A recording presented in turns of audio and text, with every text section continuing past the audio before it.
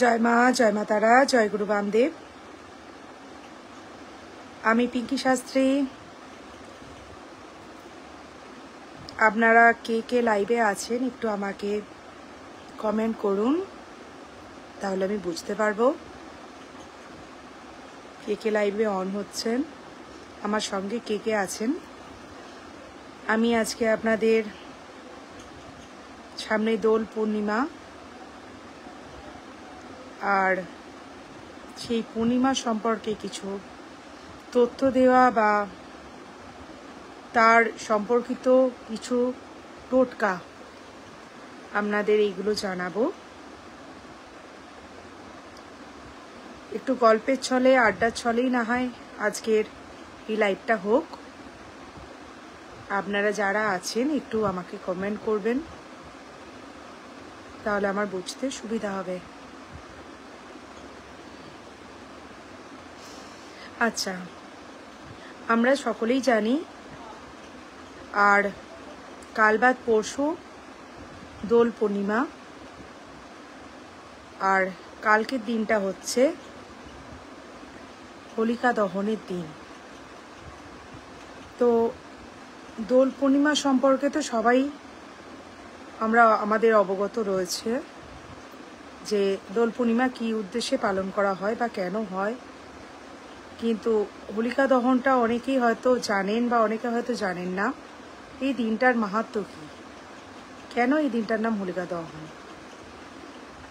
তো যখন শ্রীকৃষ্ণের যুগে প্রহ্লাদের সময় হিরণ্যকশিপুরের সন্তান ছিলেন প্রহ্লাদ। তিনি ছিলেন বিষ্ণু ভক্ত। সর্বক্ষণ সর্বস্থানে শ্রী বিষ্ণুকে, নারায়ণকে উনি দেখতেন। প্রতিটা স্তম্ভের মধ্যে, প্রতিটা বস্তুর মধ্যে, প্রতিটা জীবের মধ্যে, সমস্ত দিকে যেদিকে তাকাতেন, প্রতিটা শ্বাস প্রশ্বাসে, প্রতিটা লোমকূপে, প্রতিটা ক্ষণে উনি শ্রী বিষ্ণুর আরাধনা করতেন, ওনাকে অনুভব করতেন। আর হিরণ্যকশিপু ছিলেন, ওনার বাবা হওয়া সত্ত্বেও উনি চাইতেন উনি সর্বে সর্বা হয়ে থাকবেন, অর্থাৎ উনি ভগবান, ওনার ঊর্ধ্বে কোনো ভগবান থাকতে পারেন না। কারণ উনি বর পেয়েছিলেন যে না কোনো দৈত্য, না দানব, না কোনো পুরুষ, না মহিলা, না ভগবান, না অসুর, না পাতাল, না মর্ত, কোনো জায়গাতেই কোনোভাবে তাকে মারা সম্ভব হবে না। তার মৃত্যু এইভাবে কোনোভাবেই নেই। তাই নিজেকে অমর বলে জানতেন যে ওনার মৃত্যু হওয়া সম্ভব নয়। সেই সময় ওনার বহুবার চেষ্টা করেছেন প্রহ্লাদকে মারার জন্য, যেহেতু উনি হিরণ্যকশিপুরের বিরুদ্ধাচারণ করছে। কারণ প্রহ্লাদ কোনোভাবেই হিরণ্যকশিপুকে সর্বেসর্বা ভগবান বলে মানতেন না। কারণ উনি জানেন শ্রী বিষ্ণু নারায়ণই হচ্ছেন সর্বেসর্বা, যাকে উনি সর্বক্ষণ সর্বস্থানে দেখতে পান, যিনি সর্বশক্তির অধিকারী, যিনি নিরাকার, নিরাসক্ত, পরম ব্রহ্ম শক্তি স্বরূপ। সেই শক্তিকে উনি আরাধনা করতেন। তাই ওনার প্রহ্লাদের প্রতিটা জীবের মধ্যেই প্রহ্লাদ তাই সেই বিষ্ণু বা নারায়ণকে পেতেন। এইবার হিরণ্যকশিপুর এই ব্যাপারে প্রচণ্ড রুষ্ট হয়ে গেলেন। কারণ ওনার ভয়েতে ওনার রাজ্যে সকলেই ওনাকে ভগবান বলে মানতেন, শুধু একমাত্র প্রহ্লাদ মানতেন না। এবার প্রহ্লাদকে মারার অনেক চেষ্টা হয়েছে। তখন প্রহ্লাদকে মারার জন্য ওরই পিসি হোলিকা হচ্ছেন হিরণ্যকশিপুরের বোন। তিনি কি করলেন, প্রহ্লাদকে কোলে নিয়ে হোমের মধ্যে বসেছিলেন কিনা ওনাকে দাহ করার জন্য। কিভাবে দাহ করবেন, কারণ দাহ হলে তো উনিও পুড়ে যাবেন। কিন্তু এখানে একটা মজার বিষয় হচ্ছে, হিরণ্যকশিপুরের বোন যে হোলিকা বর পেয়েছিলেন যে ওনাকে কোনো রকম কোনো আগুন স্পর্শ কখনো করতে পারবে না, ওনার আগুনে পোড়া দগ্ধ হওয়ার কোনো জায়গা নেই, কারণ উনি বরপ্রাপ্ত। তো সেই জন্য উনি ঠিক করলেন পিসির কোলে নিজের ওই বাচ্চাকে নিয়ে, দাদার বাচ্চাকে নিয়ে কোলে নিয়ে উনি বসবেন। আর যেহেতু অগ্নি তাকে স্পর্শ করতে পারবে না, প্রহ্লাদ পুড়ে মারা যাবে, এই ভেবে এই আশা নিয়েই প্রহ্লাদকে কোলে নিয়ে উনি আগুনের মধ্যে বসেছিলেন। কিন্তু এখানে ঈশ্বরের খেল বা মহিমা অতুলনীয়। সেখানে সেই অগ্নিতেই, যেই অগ্নিতে তার বর ছিল যে তিনি মারা যাবেন না, পুড়বেন না, সেই অগ্নি তাকেই দগ্ধ করে তাকে মেরে ফেললেন। অগ্নিদেব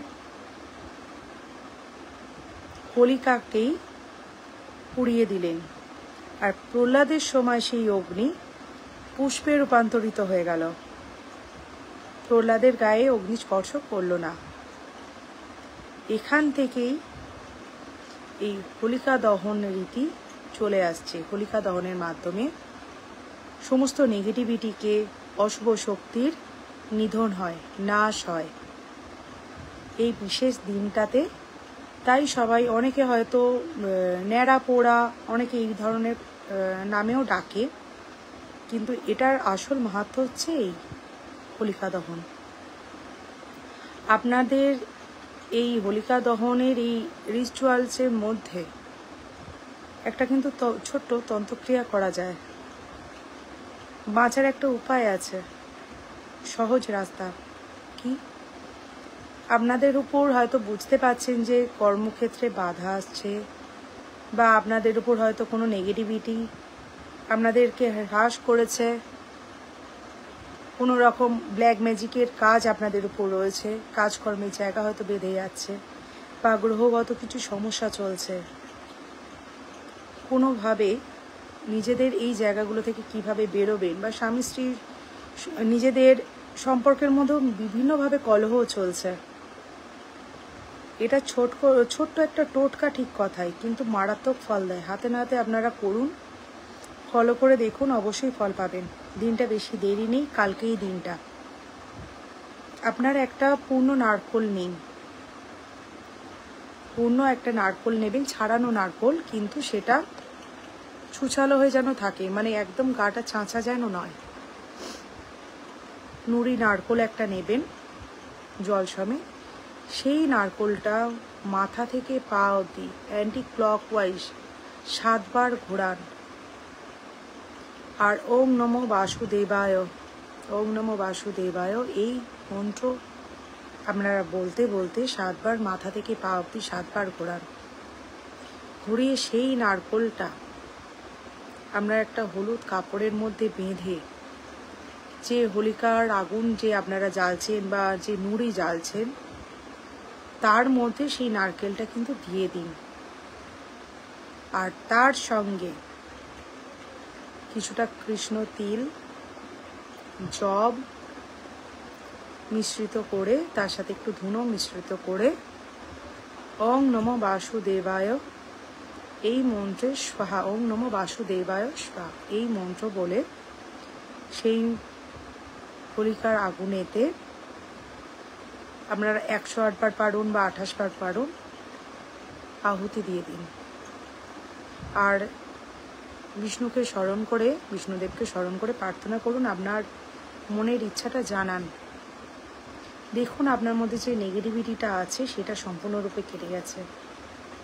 একটা দিনের কাজ, ছোট্ট টোটকা, বিশাল কিছু খরচা হচ্ছে তাও না, বিশাল উপকরণ লাগছে তাও না, এখানে কোনো আপনার তান্ত্রিকেরও প্রয়োজন হচ্ছে না। নিজের টোটকা নিজে করুন, হাতে না হাতে ফল পান। একটু ফলো করে দেখুন, আপনি এখান থেকে অবশ্যই তার রেজাল্ট পাবেন। আর এই টোটকাটা ফলো করার পর আপনারা কে কেমন আছেন, কতটা ফিডব্যাক আপনাদের আসছে, রেজাল্ট কতটা আসছে, সেটা কিন্তু জানাবেন আমায়। আমি আপনাদের কমেন্টের আশায় কিন্তু থাকবো। বা আমার পেজটা ফলো করুন, বিভিন্ন টোটকা বা ভিডিও আপনারা একটার পর একটা অবশ্যই জানতে পারবেন। বা আমার ফোন নাম্বারও দেওয়া রয়েছে, আপনারা চাইলে ফোন করেও আমাকে তার ফিডব্যাকটা জানাতে পারেন। নেগেটিভিটি কাটানোর একটা সহজ টোটকা, সহজ উপায়। কাজকর্মে যে বাধা আছে দেখুন না করে, এই বাধাগুলো দেখবেন কেটে যাচ্ছে। ইনকামে অর্থ হাতে ধরে রাখতে পারছেন না, সেটাও পারবেন। অশুভ শক্তি যদি আপনাদের গ্রাস করে, সেই অশুভ শক্তির হাত থেকেও কিন্তু আপনারা বাঁচতে পারবেন। আর তারপরের দিনই দোল পূর্ণিমা। দোল পূর্ণিমার দিন আপনি শ্রীকৃষ্ণের চরণে, রাধার চরণে, রাধাজির চরণে আবির দিন, আবির খেলুন। আবির সকলকে বড়দের দিন। আর সেই দিন অবশ্যই একটি পানের মধ্যে আবির দেবেন, গোলাপি রঙের আবির, তার সাথে একটু চিনি, একটা লবঙ্গ দিয়ে সেই আবির আপনার মনের যে কোনো একটা ইচ্ছা জানিয়ে রাধাকৃষ্ণের চরণে দিয়ে আসবেন, রেখে আসবেন। দেখবেন সেই ইচ্ছাটা অবশ্যই পূরণ হবে। এই টোটকাটাও ফলো করে দেখুন। এটা দোল পূর্ণিমার দিন আপনারা করবেন। আপনাদের ইনকামের জায়গায় যে বাধা আসছে সেগুলো কেটে যাবে। অবশ্যই পানের সাথে ওখানে অবশ্যই 16 আনা কয়েন দেবেন। আর একটা জিনিস করবেন, শ্রীকৃষ্ণের চরণে একটা সুপারি, একটি কড়ি, লক্ষ্মী কড়ি হলে ভালো হয়। যদি একান্ত লক্ষ্মী কড়ি না পান তাহলে এমনি করেই নেবেন। সেই কড়ির সাথে একটু অষ্টগন্ধ বা তার সাথে যদি অক্রু পারেন অক্রু, নাহলে আতর পেলে আতর, এইগুলো দেবেন। তার সাথে একটু আতপ চাল দেবেন, দিয়ে এইগুলো একটি হলুদ কাপড়ের মধ্যে দেবেন। সব কিছু উপকরণ দিয়ে শ্রীকৃষ্ণের চরণে রাখুন বা আপনার ইষ্ট দেব দেবীর চরণে রাখুন। রেখে আপনি শ্রীলক্ষ্মীর মন্ত্র বা বিশালক্ষীর মন্ত্র জপ করুন। ওম হ্রিং বিশালক্ষ্মী নমঃ শিবে, ওম হ্রিং বিশালক্ষ্মী নমঃ শিবে, ওম হ্রিং বিশালক্ষ্মী নমঃ শিবে। এই বিশালক্ষ্মী মন্ত্র আপনি জপ করুন। কর্মজীবনে যে বাধা আসছে, ইনকামটা যত বাধা আসছে সেই বাধাগুলো কাটবে। বা কেউ হয়তো কোনো রকমভাবে ইনকামের জায়গাটাকে আটকে রাখছে,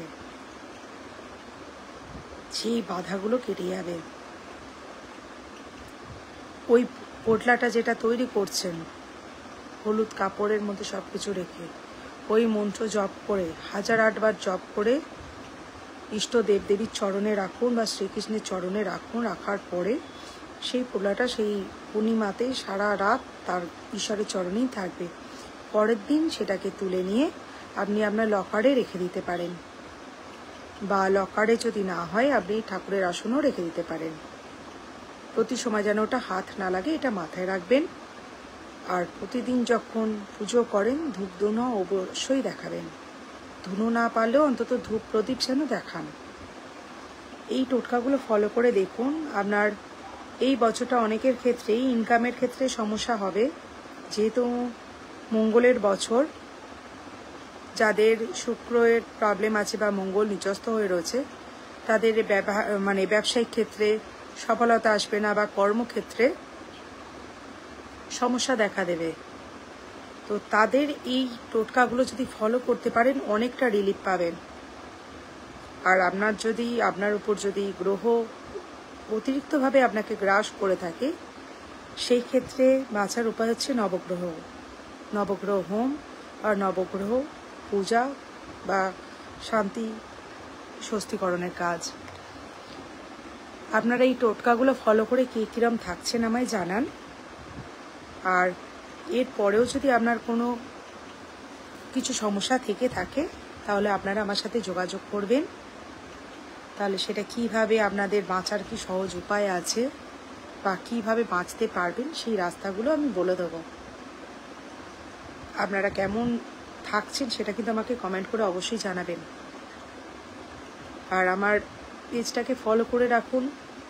পরপর যে টোটকা বা ভিডিওগুলো দিই আমি, এগুলো ফলো করলে দেখবেন কোনোদিন কোনো তান্ত্রিক বা ওঝাবাড়ি আপনাকে দৌড়াতে হবে না। ছোট ছোট কাজ সঠিক নিয়মে ফলো করতে পারলে না, আপনারা নিজেরাই ভালো থাকবেন। আর আপনারা এই ভিডিওটা বেশি করে লাইক করুন আর শেয়ার করুন। শেয়ার করতে এই কারণে বলছি, আপনি যদি সমস্যার সমাধান পান তাহলে আরেকজনও যেন এই সমস্যার সমাধানটা পায়। প্রবলেম আপনার না থাকলেও আরেকজনের থাকতে পারে, এই টোটকা আপনার প্রয়োজন না থাকলেও আরেকজনের হয়তো থাকতে পারে। সে যেন এই টোটকাটা ফলো করে সে যেন ভালো থাকে, তার সমস্যার যেন সমাধান হয়। এই উদ্দেশ্যে আপনারা এটা শেয়ার করুন, যেন সকলে আমরা ভালো থাকতে পারি, সুস্থ থাকতে পারি। আমরা এই কর্ম করব আর এই প্রার্থনা ঈশ্বরের কাছে করব। চঞ্চল চঞ্চল বলে আদেশ জানিয়েছেন, আদেশ আদেশ। আপনি কোথা থেকে দেখছেন, কোথা থেকে দেখছেন যদি বলেন, আপনারা কে কোথা থেকে দেখছেন আমাকে যদি একটুখানি কমেন্ট করেন, আমি তাহলে জানতে পারবো। আমাকে যারা কমেন্ট করবেন অবশ্যই তাদের কমেন্ট আমি পড়ব।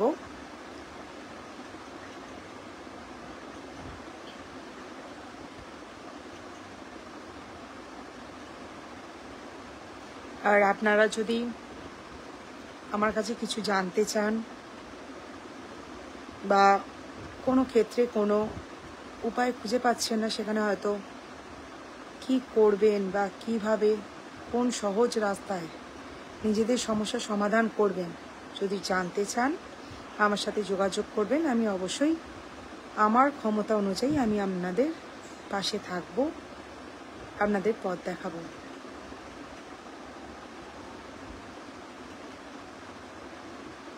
আশিস ঘোষ দেখছেন, যারা লাইভে আছেন অসংখ্য ধন্যবাদ তাদের। আর যারা পরেও দেখবেন তাদের উদ্দেশ্যেও বলি, আপনারা লাইভটাকে অবশ্যই শেয়ার করুন, যাতে সকলে টোটকা ফলো করে ভালো থাকতে পারে। যেহেতু দিনটা অল্প, আজকে রাত পোড়ালেই কালকেই এই রিচুয়ালসটার দিন, যাতে সবাই এটা করতে পারে সেই জন্য আমি আপনাদের বলছি আপনারা এটা শেয়ার করুন।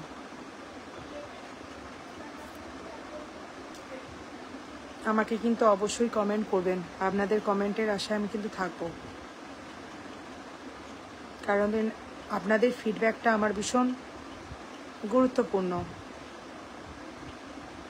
যে আপনারা কে কীরকম ফলো করছেন বা আমার টোটকা ফলো করে আপনারা কতটা ভালো আছেন সেগুলো আমি জানতে পারলে তাহলে পরবর্তী ভিডিও বা টোটকাগুলো আমার দিতে সুবিধা হবে, যে আপনারা কীরকম টোটকা চাইছেন, কি বিষয়ের উপর, সেগুলো আমি জানতে পারলে সেই মতন টোটকা বা সেই রকম আপনাদের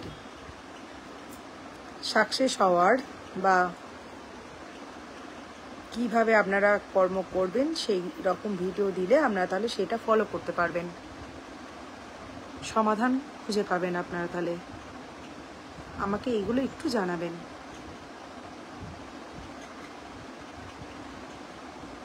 আপনারা সকলে যখনই ভিডিওটা দেখবেন আমাকে একটু কমেন্ট করবেন, এটা রিকোয়েস্ট করছি আমি আপনাদের। আর যখন আমি কালকে অবশ্য আমি নিজে এই অনুষ্ঠানটা থাকছি না, কালকে আমি চলে যাচ্ছি বৈষ্ণব দেবী। বৈষ্ণব দেবীতে ওখানে আমার পূজা আছে, পুজো হোম আছে। তো অবশ্যই চেষ্টা করব আপনাদেরও সঙ্গে নিয়ে যাওয়ার, আমার সঙ্গে অবশ্যই আপনারা থাকবেন, এটাই চাইব। আর প্রতিটা মুহূর্তের সঙ্গী করে আপনাদেরকে নিয়ে যাব। আজকের আমি লাইভটা এখানেই শেষ করছি। সকলে ভালো থাকবেন, সুস্থ থাকবেন, মায়ের কাছেই প্রার্থনা করব। জয় মা তারা, জয় গুরু বামদেব।